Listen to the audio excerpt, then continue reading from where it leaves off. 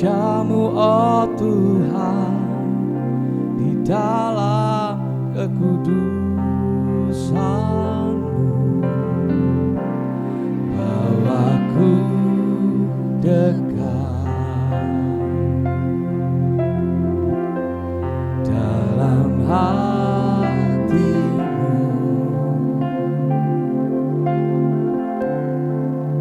Ku rindu mendengar suara-Mu, oh Tuhan, di tempat kudus-Mu sekarang. Ku rasakan kasih-Mu dan indahnya kekudusan-Mu, penuhi dengan kasih-Mu, diam di hadirat-Mu. Ku mengangkat tanganku dan ku bersyukur menyembah-Mu, penuhi dengan kasih-Mu, diam di hadirat-Mu.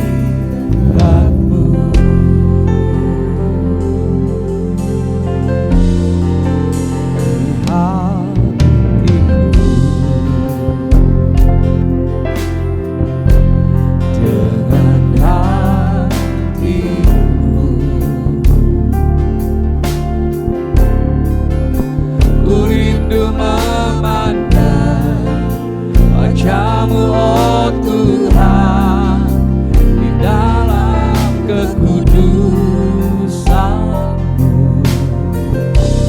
Bawaku dekat dalam hati-Mu.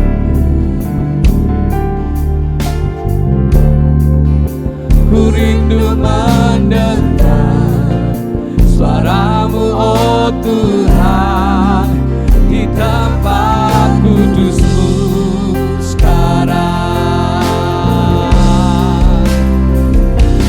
Ku rasakan kasih-Mu dan indahnya kekudusan-Mu, penuhi dengan kasih-Mu, diam di hadirat-Mu. Ku mengangkat tanganku dan ku bersyukur menyembah-Mu, penuhi dengan kasih-Mu, diam di hadirat-Mu. Ku rasakan kasih-Mu dan indahnya kekudusan-Mu, penuhi dengan kasih-Mu, diam di hadirat-Mu. Ku mengangkat tanganku dan ku bersyukur menyembah-Mu,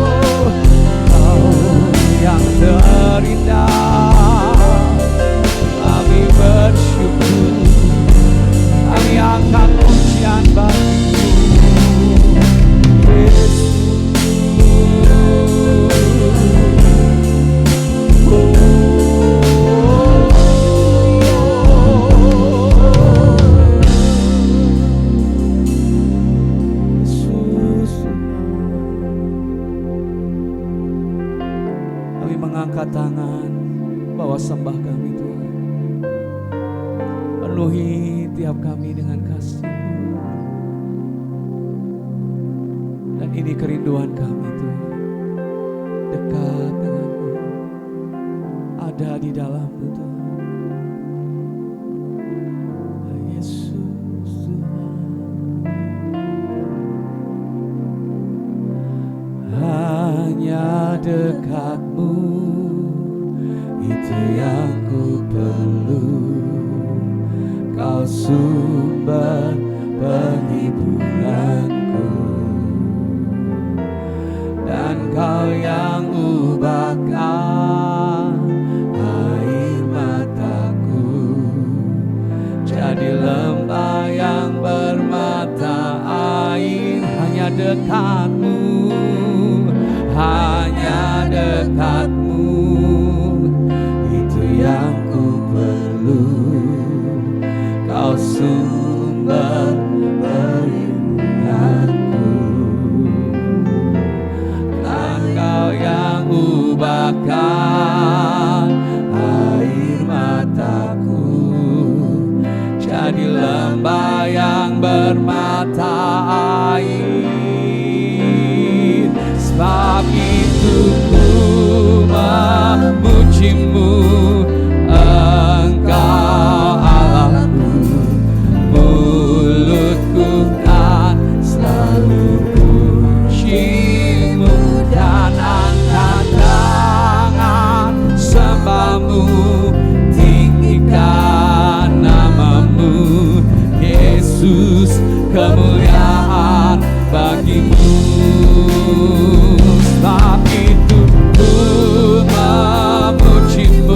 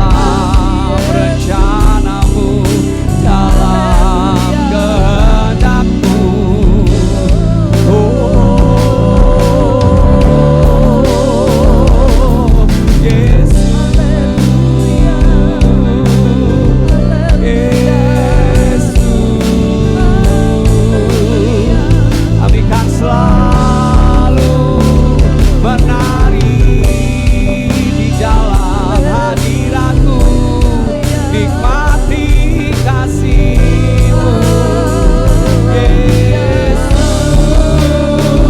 Shalalamu, yalalala yashi, yalalala.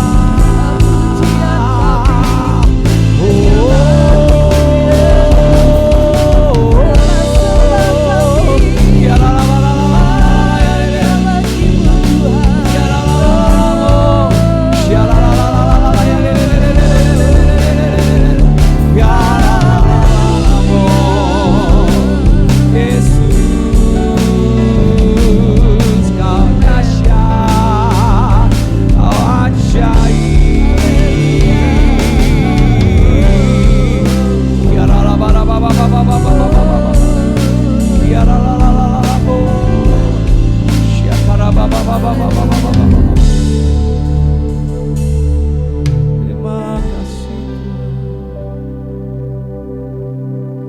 sungguh Tuhan, dalam segala hal kami mau andalkan Engkau, sebab Kau Allah, Kau Tuhan, Kau Immanuel. Ada mujizat di setiap hidup kami, ada pertolongan Tuhan di setiap hidup kami. Sungguh Tuhan, Kau satu-satunya yang kami andalkan. Tak ada yang lain, hanya Kau Yesus, hanya Kau Tuhan, hanya Kau Tuhan. Oh Yesus.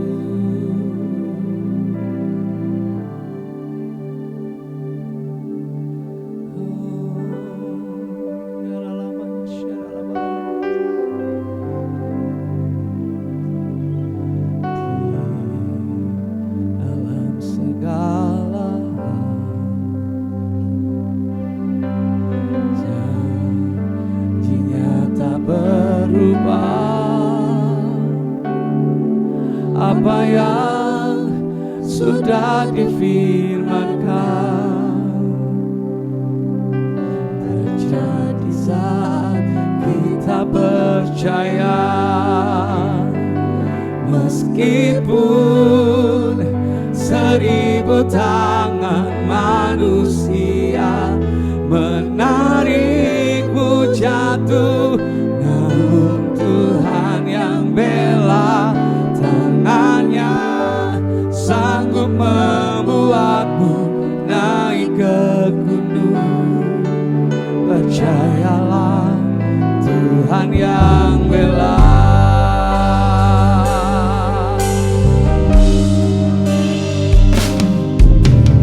Di dalam segala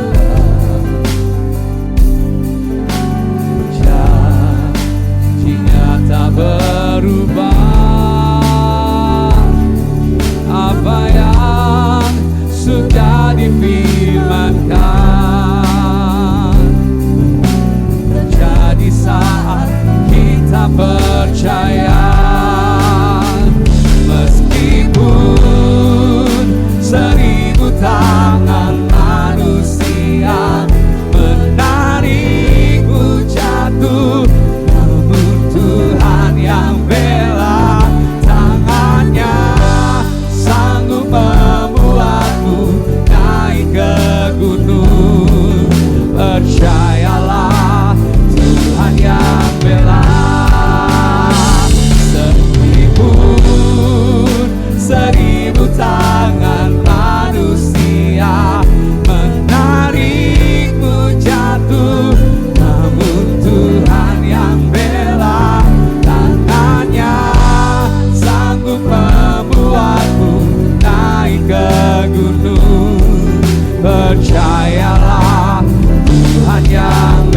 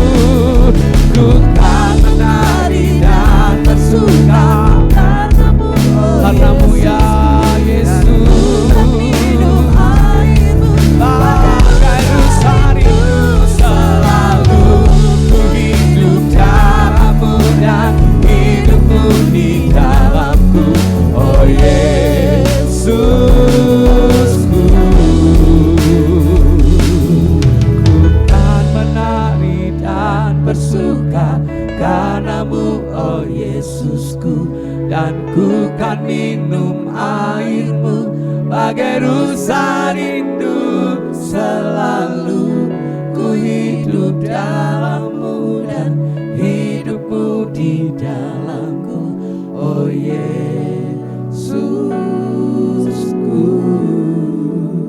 Kau sangat ku cinta.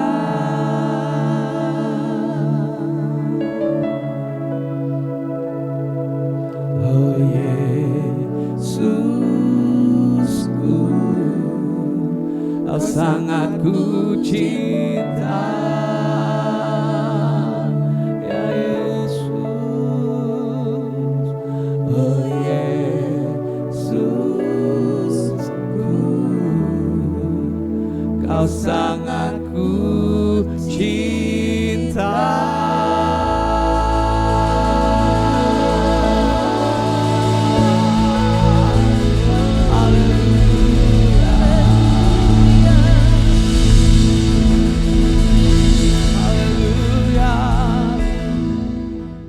Bapak, Tuhan terima kasih.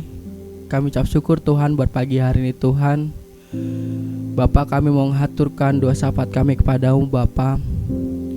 Bapak, kami mau berdoa buat bangsa dan negara kami Bapak. Kau yang memberkati bangsa dan negara kami Tuhan. Buat pemerintahan yang ada Tuhan, dari atas sampai ke bawah Bapak. Kau yang berikan hikmat marifat daripadamu Bapak, menyertai mereka Bapak untuk memimpin kami Tuhan. Kau juga memberkati buat segala sesuatu yang ada dalam bangsa negara kami Bapa. Bapa, kami mendengar bahwa ada bencana yang ada Bapa. Semoga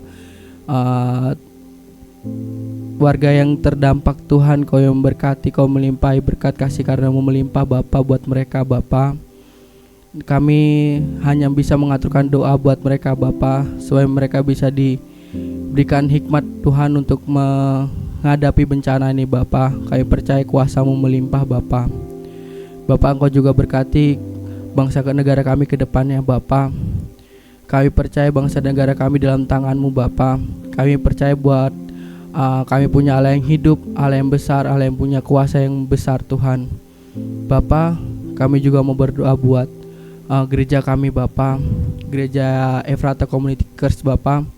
Kau berkati gembala yang ada Tuhan. Semoga Kau berikan hikmat marifat daripada-Mu Bapa, kesehatan yang melimpah Bapa buat gembala kami Bapa. Juga berkati buat jemaat-jemaat yang ada Bapa. Semoga semakin hari semakin bertumbuh dalam-Mu Bapa, iman yang bertumbuh dalam-Mu Bapa. Juga Kau berkati jiwa-jiwa baru Tuhan, Kau yang menangkan dalam-Mu Tuhan. Semoga gereja ini menjadi berkat bagi sekitarnya dan dimanapun berada Tuhan. Kami percaya dengan kuasa-Mu melimpah Bapa. Bapa, juga Kau berkati buat firman yang hari ini kami dengar Bapa, supaya menjadi rema dalam kehidupan kami sepanjang hari ini Bapa. Kami juga berdoa buat pembicara yang ada Tuhan. Kami percaya hikmat daripada-Mu melimpah Tuhan buat pembicara kami Bapa. Kami percaya kuasa-Mu melimpah Bapa. Bapa, terima kasih buat anugerah dan lawatan Bapa.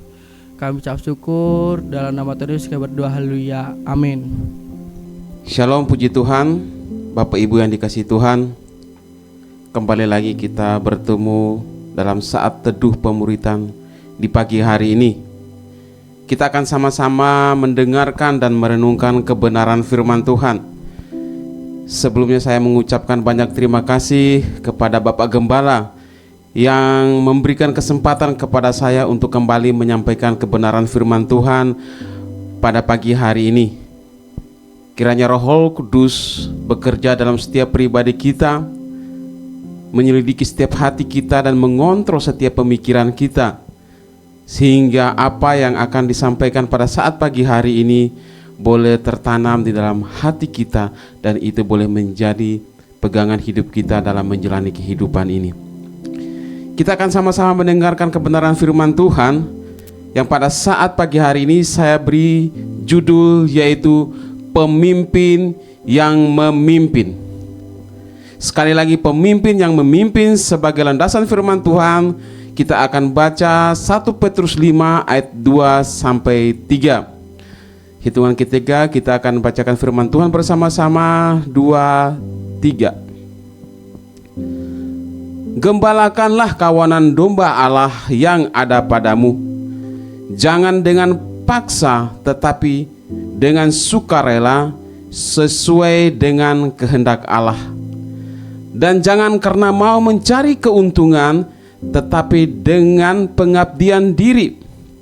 Janganlah kamu berbuat seolah-olah kamu mau memerintah atas mereka yang dipercayakan kepadamu, tetapi hendaklah kamu menjadi teladan bagi kawanan domba itu. Pemimpin yang memimpin. Bapak Ibu yang dikasihi Tuhan, apa sih perbedaan dari pemimpin maupun memimpin? Yaitu di sini pemimpin adalah orang yang diberi mandat karena memiliki kemampuan untuk mengarahkan. Jadi pada seorang pemimpin itu ada jabatan.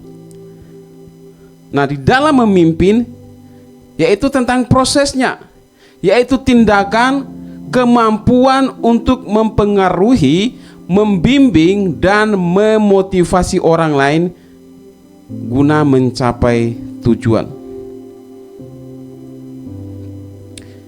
Jadi pemimpin adalah orang yang memiliki kekuasaannya, itu jabatan yang sudah diberikan kepadanya.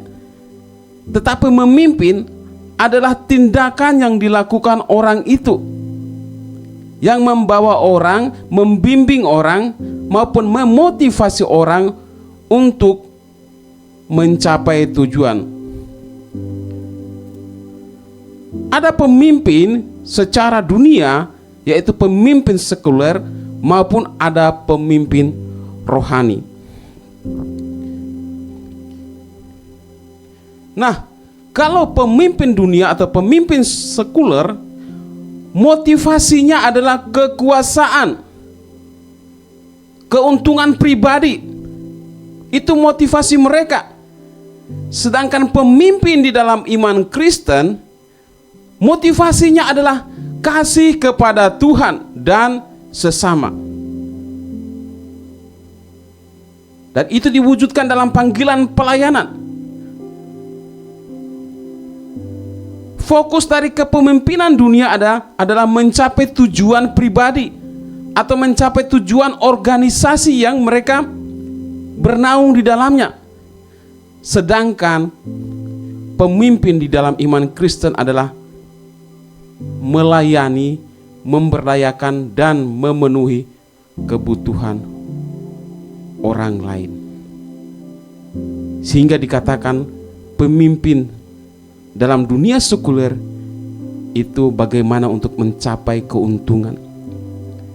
Tapi kepemimpinan di dalam kehidupan iman Kristen adalah kepemimpinan yang melayani. Nah, Bapak Ibu yang dikasihi Tuhan, setelah kita mengerti perbedaan antara pemimpin iman Kristen dan pemimpin sekuler, maka dapat dikatakan bahwa seorang pemimpin Kristen adalah orang yang melayani. Seorang pemimpin Kristen adalah orang yang melayani.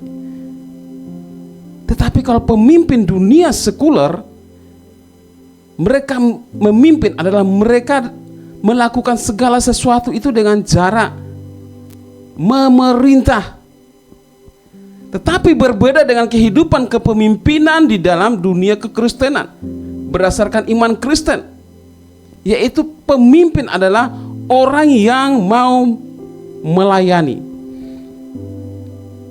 Nah, kita akan lihat bagaimana seseorang yang dapat dikatakan sebagai pelayan Tuhan. Yaitu yang pertama, dia harus mendapat kepercayaan. Dia harus mendapat kepercayaan. Nah, kepercayaan untuk menjadi seorang hamba Tuhan, kepercayaan seseorang untuk menjadi pelayan Tuhan, bukan datangnya dari manusia, atau bukan datangnya itu karena dia menginginkan secara pribadi untuk mau menjadi pemimpin, untuk mau menjadi pelayan, untuk melayani orang lain. Tetapi itu datangnya dari ketetapan Tuhan. Walaupun faktanya dalam kehidupan pelayanan tentunya kita tidak lepas daripada struktur organisasi yang dijalankannya.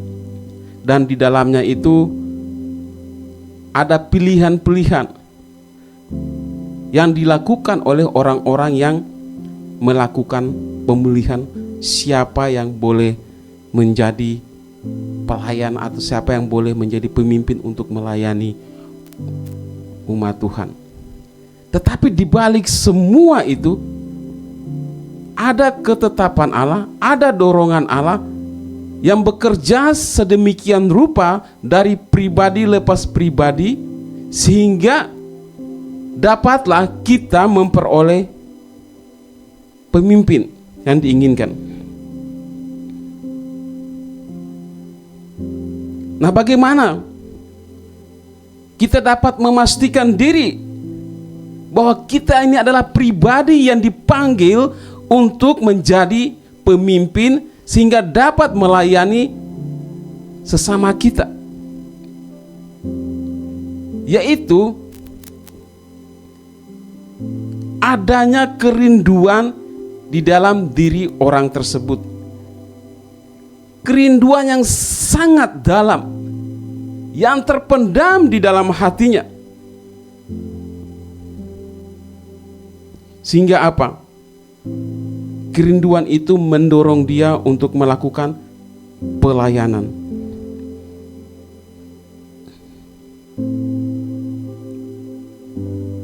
Adanya beban rohani di dalamnya, yang mana dia rindu untuk mau melayani Tuhan. Melayani Tuhan ini bisa saja untuk membagikan kebenaran firman Tuhan, bisa saja untuk menolong sesamanya, bisa saja juga untuk melakukan pelayanan-pelayanan yang lain.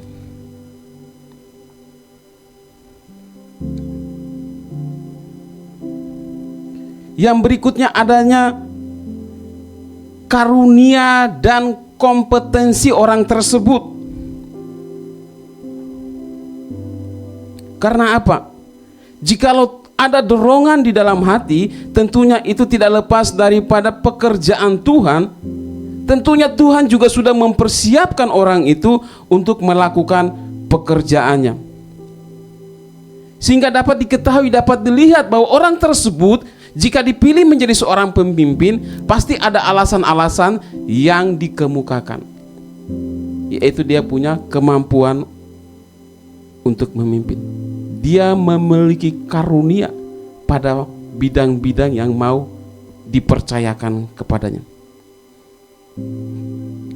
Karena apa? Tuhan memberikan karunia, Tuhan memberikan bakat atau kemampuan khusus. Gunanya untuk apa? Untuk pelayanan Tuhan, untuk pekerjaan tersebut. Di dalam pemberian-pemberian karunia, bakat-bakat itu ada bermacam-macam di dalamnya. Tidak semua orang dipercayakan Tuhan untuk melakukan satu pekerjaan saja, tetapi pekerjaan pelayanan yang dipercayakan Tuhan kepada setiap kita, setiap orang, anak-anaknya itu ada bermacam-macam ragam. Bisa itu dalam pelayanan pengembalaan, bisa itu dalam pelayanan mengajar, pelayanan dalam bidang musik, tari-tarian, banyak hal. Nah, tugas kita, kalau kita mengerti di mana karunia yang Tuhan berikan kepada kita, kita mengerti di mana bakat dan talenta yang Tuhan berikan kepada kita, itu kita gali dan kita optimalkan. Yang berikutnya, orang tersebut memiliki hati seorang hamba. seseorang yang dipilih Tuhan dan mau dipakai Tuhan, biasanya itu memiliki kehidupan yang semakin hari semakin dekat kepada Tuhan. Dia selalu hidup di dalam doa, dan dia semakin hari semakin meneladani kehidupan daripada Kristus. Pastikan diri kita bahwa kita punya kriteria dalam diri kita untuk menjadi seorang pemimpin yang melayani Tuhan di mana Tuhan tempatkan kita berada. Dan yang keempat adalah orang tersebut adalah tahan uji. Artinya orang itu terus memiliki ketahanan untuk melakukan pekerjaan pelayanan yang dipercayakan Tuhan kepadanya, walaupun dalam perjalanan hidupnya itu tidak mudah. Perjalanan hidupnya itu mungkin saja menghadapi berbagai tantangan, bukan saja dari kehidupan di luar kerohanian iman kita, di luar kekristenan, tetapi itu bisa saja datangnya dari saudara seiman kita. Jangan lupa bahwa kehidupan kita ini saling mengasah satu sama lain. Firman Tuhan sudah menuliskan semua itu. Agar apa? Untuk membentuk kita menjadi pribadi-pribadi yang lebih tajam lagi, lebih maksimal lagi untuk melayani Tuhan. Berikutnya kriteria pelayan Tuhan.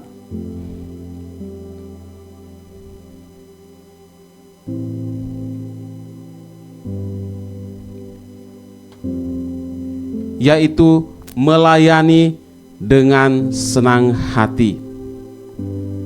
Melayani dengan senang hati. Bapak Ibu yang dikasihi Tuhan, seseorang yang dapat melakukan suatu pekerjaan dengan penuh kesungguhan hati, dengan hati yang sukacita, hati yang gembira, maka hal utama yang harus dia lakukan adalah dia harus memiliki cinta. Dia harus memiliki cinta di dalam hatinya, sehingga tugas, pekerjaan, kepercayaan yang diberikan kepadanya itu dapat dilakukan dengan senang hati. Dalam hal ini, bukan kita mencintai apa yang kita kerjakan, bukan kita mencintai siapa yang kita layani, tetapi kita harus mencintai siapa yang memberikan kepercayaan itu kepada kita. Sebab apa? Kalau kita mencintai siapa yang memberikan kepercayaan itu kepada kita, apapun pekerjaannya, apapun pelayanannya, apapun yang ditugaskan, apapun yang dibebankan pada kita, maka kita akan melakukan itu dengan senang hati, dengan sukacita. Kalau kita mencintai siapa yang kita layani, kita akan mudah sekali untuk memilih-milih, orang ini yang saya layani karena dia ada plusnya di sini. Pelayanan ini yang saya lakukan karena ini sesuai dengan hati saya. Saudara, Bapak Ibu yang dikasihi Tuhan, marilah kita ubah konsep pemikiran kita. Tentunya dimulai dari kami para pelayan pengerja yang Tuhan percayakan untuk melayani di gereja Tuhan di tempat ini. Jangan sampai kita dipercayakan untuk melayani Tuhan, tetapi kita memilih-milih, oh pelayanan ini bukan urusan saya, kamu saja.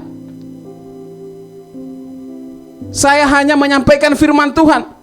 Kelas ini adalah kelas ecek-ecek. Ini bukan level saya untuk melakukan pelayanan ini. Jikalau hal itu ada di dalam setiap pribadi kita yang menamakan diri kita adalah pelayan Tuhan, hamba Tuhan, maka dari tempat ini saya katakan bertobat. Anda belum mengenal dengan baik melayani Tuhan itu.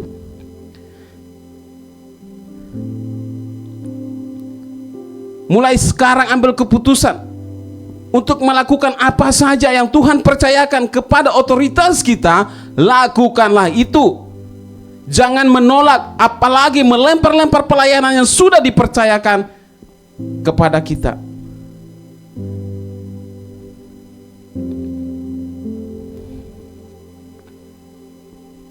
Milikilah hati yang mencintai Tuhan, miliki hati yang mengasihi Tuhan, supaya apapun pekerjaan Tuhan yang Tuhan percayakan kepada kita, kita mau melakukannya. Disuruh singer oke, disuruh doa oke, disuruh pelayanan bagian proper OBS oke, sound oke. Jangan menjadi pribadi yang munafik. Tunjuk orang, kamu harus bisa melakukan ini, harus melakukan itu, tetapi diri sendiri tidak mau melakukannya. Bukankah semua itu sudah terdapat di dalam kitab suci, bagaimana Yesus menasihatkan, menegur orang-orang ahli Taurat Farisi? Kalian mempertobatkan orang, tapi menjadikan mereka jauh lebih jahat daripada sebelum mereka bertobat. Karena apa? Sikap hidup, perilaku, tindakan kalian yang tidak menjadi berkat. Janganlah kita memakai tabiat, perilaku, karakter Farisi itu di dalam pekerjaan Tuhan. Janganlah menjadi penjahat gereja. Farisi itu baik, orang-orang yang mendalami, orang-orang yang membaca, merenungkan firman Tuhan. Dan Yesus pun juga adalah seorang Farisi, tetapi Farisi yang berintegritas, bukan Farisi yang penuh kemunafikan, yang hidup di dalam gereja, yang hidup di dalam bait Allah, tetapi kehidupannya tidak mencerminkan perintah Allah. Marilah kita rendah hati untuk melayani Tuhan. Miliki hati yang penuh cinta kepada Tuhan kita, bukan kepada pekerjaan yang diberikan. Kalau kepada pekerjaan yang kita berikan, kita akan mudah sekali memilih-milih pelayanan itu. Kita akan mudah sekali melihat siapa yang kita layani.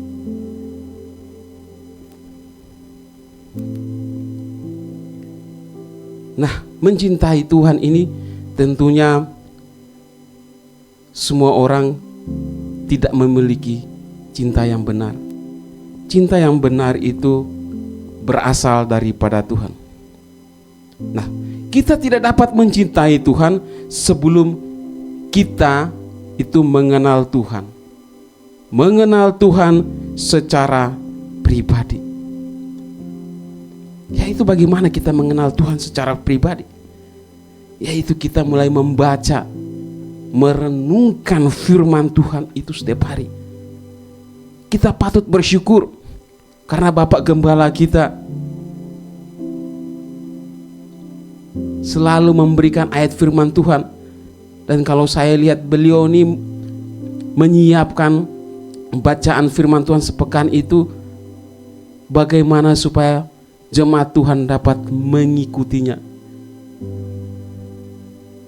Kadangkala ada 1 pasal, kadangkala 2 pasal, kadangkala 3 pasal.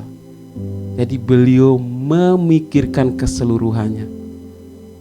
Nah, kita perlu berdoa untuk Bapak Gembala kita.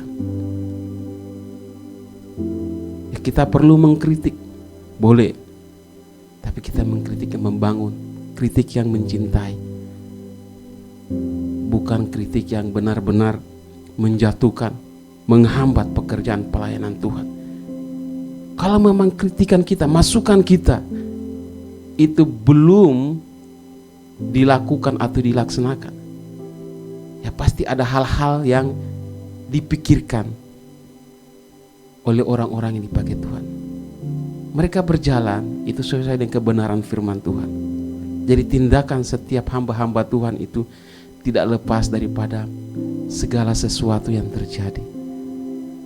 Sebagai umat Tuhan, kita tidak bersikap egois, tetapi marilah kita berpikir secara dewasa untuk mendukung pekerjaan Tuhan di mana Tuhan percayakan kita beribadah. Kita jangan seperti orang-orang Korah yang hari-harinya menggerutu kepada Musa. Akhirnya apa? Tuhan binasakan mereka, yaitu angkatan-angkatan yang keluar dari Mesir. Walaupun kalau kita melihat selanjutnya, anak cucu keturunan dari orang Korah ini adalah orang-orang yang luar biasa. Salah satunya adalah Samuel. Mari kita menjadi pribadi-pribadi yang luar biasa dalam melayani Tuhan, seperti Yosua dan Kaleb. Kaleb tidak memiliki jabatan apa-apa. Dia dibandingkan dengan Yosua, Yosua itu muda dibandingkan dengan Kaleb. Tetapi Kaleb setia sampai akhir. Dia membela Tuhan. Dia selalu berada di pihak hambanya, yaitu Musa. Dan Tuhan memperhitungkan semua itu, dan dia juga mendapat berkat masuk dalam tanah Kanaan.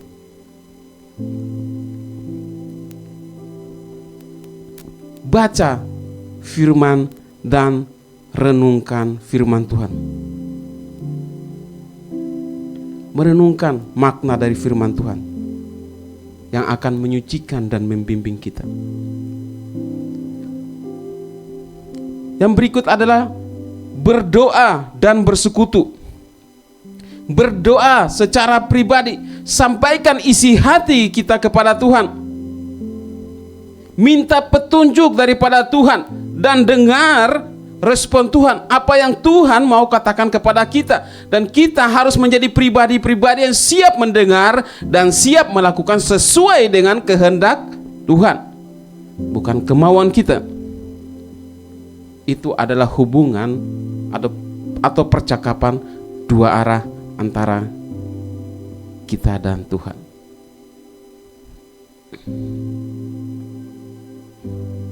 Yang berikutnya adalah kita bisa mengenal secara pribadi dengan Tuhan itu bisa melalui karya ciptaan Tuhan.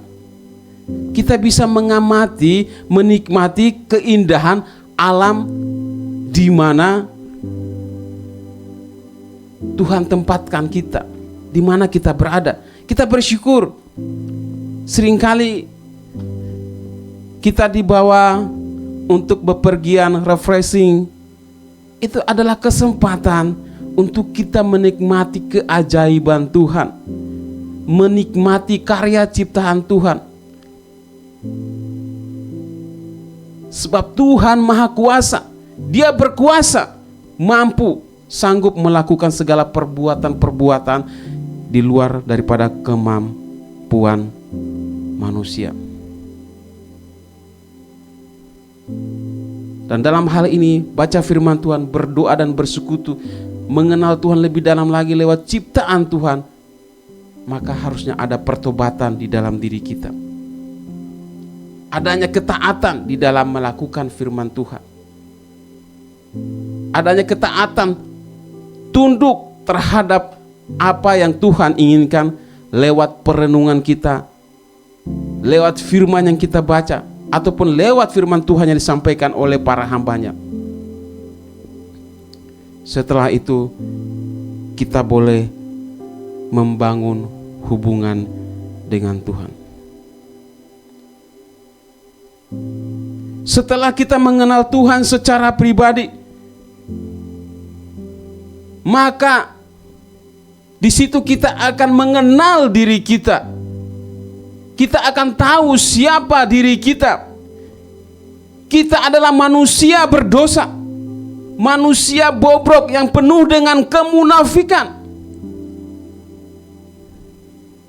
Jadi Bapak Ibu yang dikasihi Tuhan, saudara sekalian, saat kita tekun datang kepada Tuhan, saat kita tekun bersaat teduh, itu sangat baik. Saat kita tekun untuk melakukan kegiatan-kegiatan gereja, itu sangat baik. Tapi hati-hati juga. jangan sampai kita membangun kesombongan rohani di dalam aktivitas kita. Orang yang semakin mengasihi Tuhan, orang yang semakin mencintai Tuhan, orang yang semakin giat melayani, bersekutu dengan Tuhan, dia akan melihat dirinya adalah pribadi yang sangat-sangat berdosa.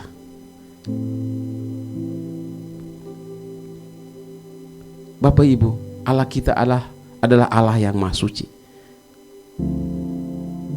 Kita hidup kudus, kita hidup suci, baik. Tetapi semakin kita mendekatkan diri kepada Tuhan, maka kita harus melihat diri kita semakin gelap hidup kita. Dan di situ akan muncul ucapan syukur. Di situ akan muncul suatu pemikiran bahwa semua karena kemurahan Tuhan, sehingga saya bisa ini, sehingga saya bisa itu.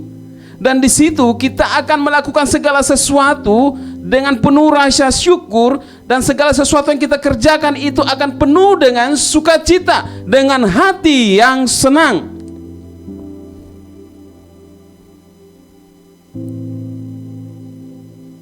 Jangan seperti seorang Farisi yang pergi berdoa, di sampingnya seorang pemungut cukai. Dia berdiri dengan bangga. Dia menyodorkan kepada Tuhan segala perbuatan baiknya, memberikan persembahan, melakukan aktivitas kegiatan rohani. Siapa yang bisa melawan mereka? Para ahli Taurat ini. Dia berdiri bangga di hadapan Tuhan, dan dia menunjuk jarinya kepada seorang pemungut cukai. Tapi apa kata pemungut cukai itu kepada Tuhan? Dia berlutut dan sambil memukul-mukul dadanya dan berkata, "Tuhan, kasihanilah aku orang berdosa ini." Apa yang terjadi? Saat pulang beribadah, pemungut cukai ini yang dibenarkan oleh Allah. Jadi kita jangan sombong dengan aktivitas kegiatan rohani kita. Kita jangan sombong kalau kita dapat melakukan perbuatan yang baik dalam gereja Tuhan. Apalagi kita berpikir dan berkata, tanpa saya gereja ini tidak bisa apa-apa. Karena kita mungkin punya alasan, banyak hal yang kita dapat lakukan. Kalau kita berpikir seperti ini, mulai sekarang bertobat, Tuhan tidak berkenan. Tetapi semakin hari kita semakin sadar bahwa saya adalah manusia berdosa yang membutuhkan Tuhan.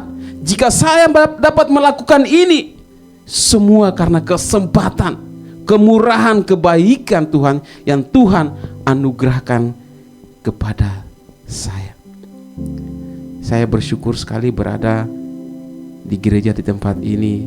Saya melihat para pelayan-pelayan Tuhan yang tidak full, tapi mereka melakukan segala sesuatu itu maksimal.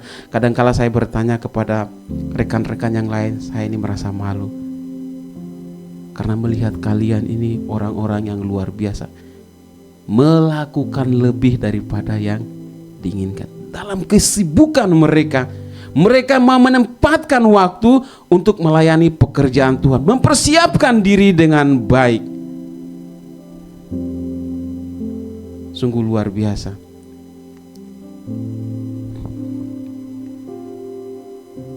Berikutnya, kriteria pelayan Tuhan adalah menjadi teladan. Dalam iman Kristen, seorang pemimpin janganlah tidak mencari hormat manusia. Memang hal kesombongan ini sangat menempel di dalam kehidupan manusia. Maka daripada itu, sebelum kita melayani Tuhan, sebelum kita melakukan pekerjaan Tuhan, kita perlu berdoa. Minta Tuhan pimpin kita untuk dapat melakukan pekerjaan pelayanan ini dengan penuh kerendahan hati. Setelah itu kita bisa berdoa mandiri setelah melakukan pelayanan.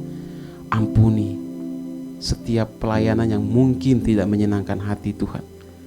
Karena kesombongan ini memang sulit sekali. Dan itu ada pada setiap pribadi manusia. Nah, Bapak Ibu yang dikasihi Tuhan, dalam Yohanes 5 ayat 41, apa yang dikatakan Yesus? Aku tidak memerlukan hormat dari manusia. Kiranya teladan Yesus ini juga ada dalam setiap pribadi kita. Fokuskan hati kita, fokuskan pikiran kita untuk mencari hormat bukan dari manusia, tetapi mencari hormat dari Allah. Haleluya, mari kita datang pada Tuhan. Bapa, terima kasih buat hari yang baru, minggu yang baru yang Kau berikan. Kami percaya bahwa minggu ini akan ada banyak berkat Tuhan, karena Tuhan Immanuel bersama kami, memberkati apapun yang kami lakukan. Lumbung-lumbung kami akan penuh, pekerjaan kami akan berhasil, anak-anak kami akan bertumbuh dengan luar biasa baik, pelayanan-pelayanan di gereja akan maksimal. Terima kasih Bapa, karena kami akan hidup di atas rata-rata. Memberkati untuk semua yang melayani hari ini, khususnya Pak Kirso yang ada sedang firman, kiranya hidupnya makin menyenangkan hatimu. Kami menyerahkan sepanjang hidup ini, hari ini dalam tangan-Mu. Saudaraku, terimalah berkat dari Allah Bapa, cinta kasih Tuhan Yesus Kristus, dan persekutuan dengan Roh Kudus menyertai senantiasa sekarang sampai selama-lamanya. Doa Bapa kami yang di surga, dikuduskanlah nama-Mu, datanglah kerajaan-Mu, jadilah kehendak-Mu di bumi seperti di surga. Berikanlah kami pada hari ini makanan kami yang secukupnya, dan ampunilah kami akan kesalahan kami, seperti kami juga mengampuni orang yang bersalah kepada kami. Dan janganlah membawa kami ke dalam pencobaan, tetapi lepaskanlah kami daripada yang jahat, karena Engkaulah yang mempunyai kerajaan dan kuasa dan kemuliaan sampai selama-lamanya. Amin. Selamat pagi, Tuhan memberkati.